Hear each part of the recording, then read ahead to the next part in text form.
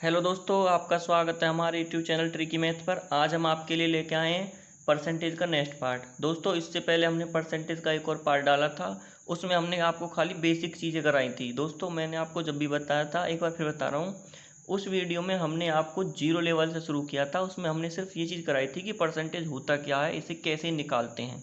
तो दोस्तों, आज हम उसके बेस पर कुछ क्वेश्चन करेंगे। उससे पहले जो हमने क्वेश्चन किए थे वो एकदम जीरो लेवल से थे, और हम धीरे धीरे जो है क्वेश्चन का लेवल बढ़ाएंगे और आपको एडवांस लेवल तक के क्वेश्चन करवाएंगे। तो दोस्तों, बना रहिए हमारे साथ। तो हमारा देखो, आज का पहला क्वेश्चन है,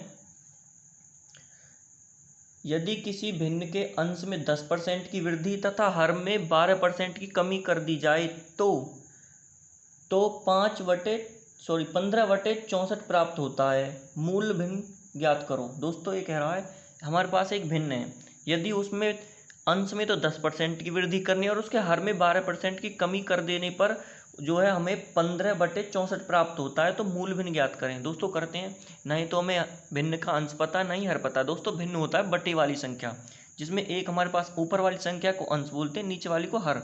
तो दोस्तों, माना हमने एक्स अंश मान लिया एक्स, ठीक है दोस्तों, और हर मान लिया हमने वाई,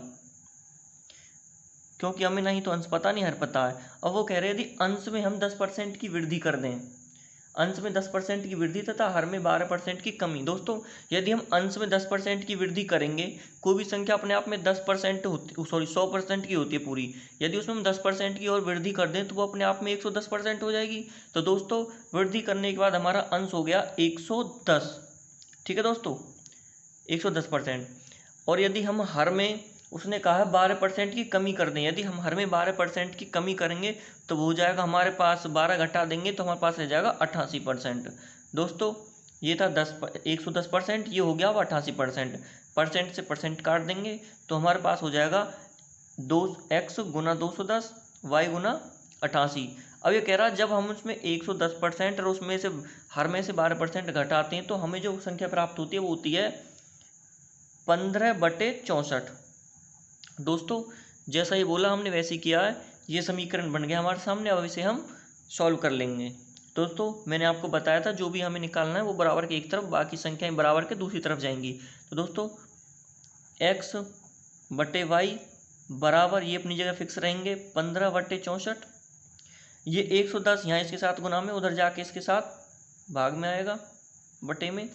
ये 88 इसके साथ बटे में है, ये वहाँ जाके उसके साथ गुना में आएगा। दोस्तों, इन्हें काट लेंगे आपस में। 8 से इसको काट देंगे, 8 से हम इसको काट देंगे।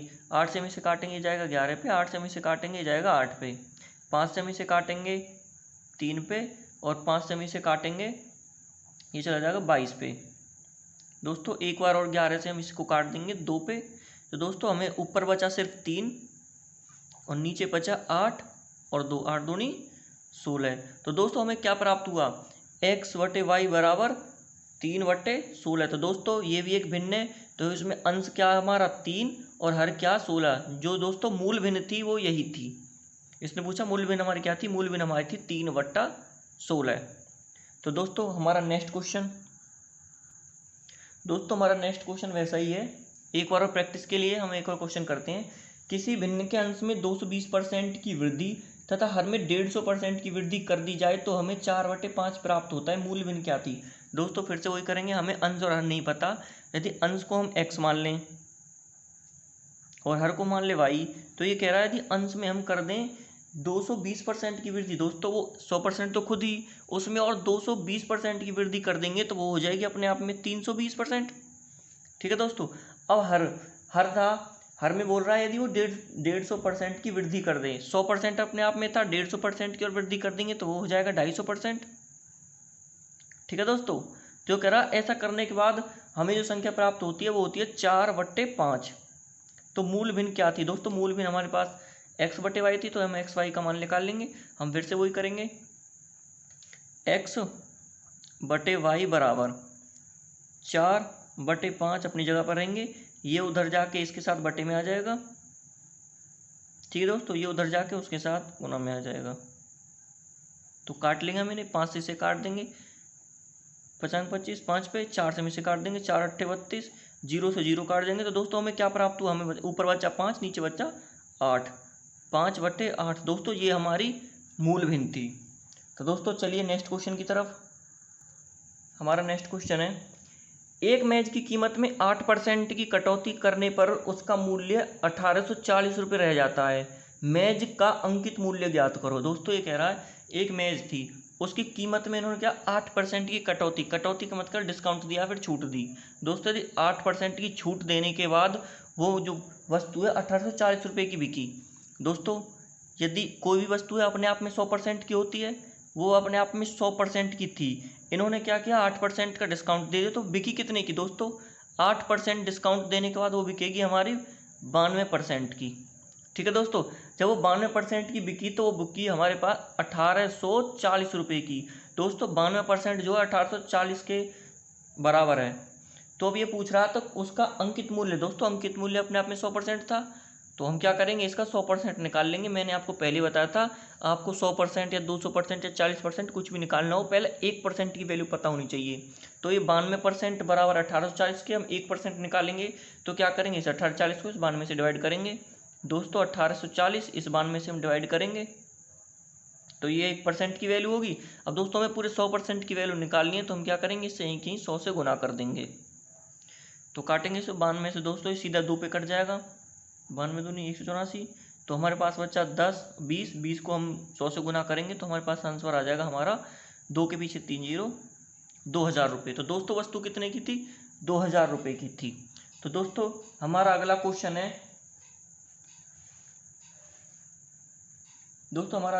है, एक विद्यालय में कुल 600 विद्यार्थी हैं, जिनमें 72 हिंदू, 16 मुस्लिम और 3% सिख तथा शेष ईसाई हैं। तो ईसाइयों की संख्या ज्ञात करो। दोस्तों विद्यालय में कुल कितने विद्यार्थी हैं 600 विद्यार्थी हैं। दोस्तों वो 600 विद्यार्थी अपने आप में 100% होंगे। दोस्तों 600 विद्यार्थी अपने आप में होंगे 100%। तो ये कह रहे हैं कि उसमें जो है हिंदू, दोस्तों 72% तो हिंदू हैं। वे कह रहे हैं हमारे पास 72% है हिंदू और 16% है मुस्लिम। दोस्तों 16% हो गए मुस्लिम और 3% है सिख, 3% सिख हैं। तो शेष बचे ईसाई। तो इन्होंने हमसे क्या पूछा ईसाई की पूछा है, ईसाई कितने परसेंट है। दोस्तों पहले हम ये निकाल लेंगे 6 2 8 3 11 का 1 कहाँ से लगा 1 7 1 8 1 9। दोस्तों कुल ये बन रहे 91%। तो शेष ईसाई कितने बचे दोस्तों कुल 100% थे, हिंदू मुस्लिम और सिख मिला के हो गए 91%। तो दोस्तों शेष बचे हमारे पास 9%। दोस्तों 91% ये हो गए तीनों मिला के, तो शेष बचे 9%। 9% हमारे पास बचे ईसाई। तो ईसाइयों की संख्या क्या होगी दोस्तों, जब ये पूछा तो हमें सीधा सीधा ये पूछना चाह रहा है कुल संख्या 600 है, तो 600 में से 9% जो है ईसाई हैं। तो हमसे पूछना चाह रहा है 600 का 9% क्या होगा, तो हम निकाल लेंगे दोस्तों। 600 का 9% निकाल लेके हमने आपको बताया था जब भी कभी आपको ऐसी संख्या दे रखी हो कि हमें इतने का इतना परसेंट चाहिए, हमें क्या करना उन दोनों के आपस में गुना करके 100 से भाग दे देना है। तो 600 का हमें 9% निकालना है, हम क्या करेंगे 100 से भाग दे देंगे, 2 जीरो से 2 जीरो कट जाएंगी, 6 नाम 54। तो दोस्तों ईसाइयों की संख्या आ जाएगी हमारे पास 54 विद्यार्थी। तो दोस्तों हमारा अगला क्वेश्चन, दोस्तों हमारा क्वेश्चन कहता है एक आयत की लंबाई में 20% की वृद्धि तथा चौड़ाई में 10% की वृद्धि कर दी जाए तो उसके क्षेत्रफल में कितने % की वृद्धि होगी। दोस्तों ये बोल रहा आयत है। दोस्तों आपको पता आयत होता है लंबाई गुना चौड़ाई। दोस्तों आयत होता है लंबाई गुना चौड़ाई, आयत का क्षेत्रफल। ठीक है दोस्तों, ये कह रहा है यदि हम लंबाई में 10% की लंबाई में कर दें 20% की वृद्धि, उसकी चौड़ाई में कर दें 10% की वृद्धि, तो क्षेत्रफल पे क्या प्रभाव पड़ेगा। दोस्तों पहले हम देखते हैं, इन्होंने हमें कहीं पे भी कोई एक्चुअल संख्या नहीं दी, सिर्फ परसेंटेज दी है। दोस्तों ये जब भी कभी आपको कोई ऐसी संख्या ना दे परसेंटेज दे, तो आप परसेंट में कभी भी किसी संख्या को 100 मान के चलें, क्योंकि 100 मानना सबसे आसान होता है। दोस्तों अगर हम मान लें लंबाई, आयत की लंबाई 100 मीटर तथा चौड़ाई भी 100 मीटर हो, मान लेते हैं आयत की लंबाई अपने आप में 100% होगी, चौड़ाई भी अपने आप में 100% होगी। यदि हम इनका क्षेत्रफल निकालें तो इनका क्षेत्रफल हमें मिलेगा 10,000। ठीक है दोस्तों, अब ये कह रहे थे लंबाई में 20% की वृद्धि कर दें। लंबाई पहले थी अपने आप में 100%, यदि हमें 20% की वृद्धि कर दें तो वो हो जाएगी 120% की। ठीक है दोस्तों, अब कह रहा है चौड़ाई में 10% की वृद्धि करनी है। चौड़ाई में यदि हम 10% की वृद्धि करेंगे तो वो हो जाएगी अपने आप में 110%। तो दोस्तों इसका क्षेत्रफल अब क्या होगा, तो दोस्तों इसका हम क्षेत्रफल निकालेंगे 12 की गुना हम 11 से करेंगे तो हमारे पास आएगा 132। 132 और 2 जीरो पीछे। तो दोस्तों हमें क्या प्रभाव पड़ा इसमें, पहले लंबाई और चौड़ाई की हमने गुना करी। पहले आयत का क्षेत्रफल आ रहा था 10,000 वर्ग मीटर। दोस्तों अब इसमें लंबाई में 20% की वृद्धि तथा चौड़ाई में 10% की वृद्धि करने के बाद इसके क्षेत्रफल में कितनी वृद्धि हुई दोस्तों, इसका क्षेत्रफल हो गया अब 13,200। कहने का मतलब इसके क्षेत्रफल में वृद्धि हो रही दोस्तों 3200 मीटर की। दोस्तों 3200 मीटर की वृद्धि हुई। तो ये हमसे पूछना क्या चाह रहा, हमसे पूछ रहा कि कितने परसेंट की वृद्धि हुई। दोस्तों अब निकाल लेंगे हम कितने परसेंट की वृद्धि हुई, 3200 की वृद्धि हुई है। दोस्तों कितने में हुई है, बेस वैल्यू क्या थी, पहले थी कितनी 10,000, बढ़ के होगी 13,200। तो दोस्तों हम 10,000 पे ही निकालेंगे। जिसके बारे में मैंने आपको बताया था, जिसके बारे में पूछा जाए उसे ऊपर और जिसके संदर्भ में पूछा जाए बेस वैल्यू को हम रखेंगे नीचे। ठीक है दोस्तों, बाकी कर देंगे हम 100 से गुना परसेंटेज निकालने के लिए। तो करेंगे दोस्तों, नीचे 4 जीरो, ऊपर भी 4 जीरो, 4 जीरो आपस में कट जाएंगे तो हमारे पास बचेगा 32। तो दोस्तों क्षेत्रफल में कितनी वृद्धि होगी, 32% की वृद्धि होगी। ठीक है दोस्तों, तो हमारा नेक्स्ट क्वेश्चन आगे। दोस्तों ये हमारा क्वेश्चन उसी से मिलता जुलता है। इसमें एक वर्ग की प्रत्येक भुजा में 10% की वृद्धि करने पर उसके क्षेत्रफल में कितने परसेंट की वृद्धि होगी। दोस्तों इससे पहले था आयत, हमने निकाला आयत का क्षेत्रफल का हमने फॉर्मूला लगाया लंबाई गुना चौड़ाई, लेकिन यह है वर्ग के क्षेत्रफल का फॉर्मूला आपको पता है। वर्ग के क्षेत्रफल का फॉर्मूला था भुजा गुना भुजा, मतलब भुजा का स्क्वायर। दोस्तों अब ये कह रहा है यदि इसके भुजा में 10% की वृद्धि कर दी जाए तो क्षेत्रफल में क्या वृद्धि होगी। दोस्तों अगर हम मान लेते हैं वर्ग की एक भुजा 100 मीटर है। दोस्तों यदि मान लें हमने वर्ग की भुजा 100 मीटर है, 100 मीटर की है, तो उसका क्षेत्रफल क्या होगा, भुजा गुना भुजा। दोस्तों उसका क्षेत्रफल वही हो जाएगा 10,000। अब ये कह रहा है उसी वर्ग में 10% की वृद्धि कर दी जाए। यदि हम उसकी भुजा में 10% की वृद्धि कर दें तो वो हो जाएगी अपने आप में 110%। ठीक है दोस्तों, तो उसका वर्ग का क्षेत्रफल हो जाएगा फिर से वही भुजा गुना भुजा। तो वृद्धि करने के बाद उसका क्षेत्रफल कितना होगा, 11 गुना 11, 11 का स्क्वायर होगा दोस्तों 121। इसके पीछे हम 2 जीरो लगा देंगे। तो दोस्तों वृद्धि कितनी हुई, पहले थी 10,000, अब होगी 12,100। इसमें वृद्धि कितनी हुई दोस्तों, 2100 की वृद्धि दोस्तों इसमें हुई है 2100 की। हुई कितने में, ये 10,000 में। तो बस यही इसका हम क्षेत्रफल निकाल देंगे। मैंने आपको बताया जिसके बारे में पूछा जाए उसको रखेंगे हम ऊपर, जिसके संदर्भ में पूछा जाए उसको रखेंगे नीचे।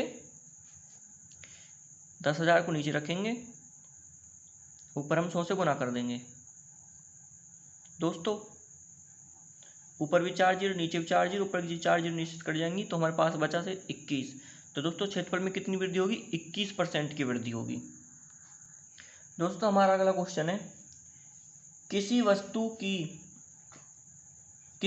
की 10% तथा 10% की दो क्रमवार वृद्धि किस एकमात्र वृद्धि के बराबर समतुल्य होगी। दोस्तों ये पूछ रहा है एक वस्तु है, उसमें पहले 10% की वृद्धि की गई, फिर उसमें 10% की वृद्धि की गई, तो उसमें जो कुल वृद्धि कितनी होगी। दोस्तों आपको लगा इसमें 10% की वृद्धि हुई है, 2 बार 10% की वृद्धि हुई तो 20% की वृद्धि हो जाएगी। तो दोस्तों आपका क्वेश्चन हो जाएगा गलत। इसमें दोस्तों 2 बार वृद्धि हुई है। मैं आपको बताता हूँ, मान लो कोई चीज़ है हमारे पास है 100% की, कोई वस्तु होगी अपने आप में 100% होगी। दोस्तों वस्तु हमारे पास 100% है, उसमें पहले 10% की वृद्धि करी गई तो वो अपने आप में 110% की हो जाएगी। दोस्तों वो हो जाएगी अपने आप में 110%। यदि हम उसमें 110% की वृद्धि करें, 100 का 110% हम निकालें तो दोस्तों 100 का 110% अपने आप में 110% हो जाएगा।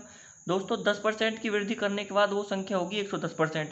अब इसमें हम एक बार और 10% की वृद्धि करें, दोस्तों इसमें एक बार और 10% की वृद्धि करेंगे तो फिर से 110% की वृद्धि होगी।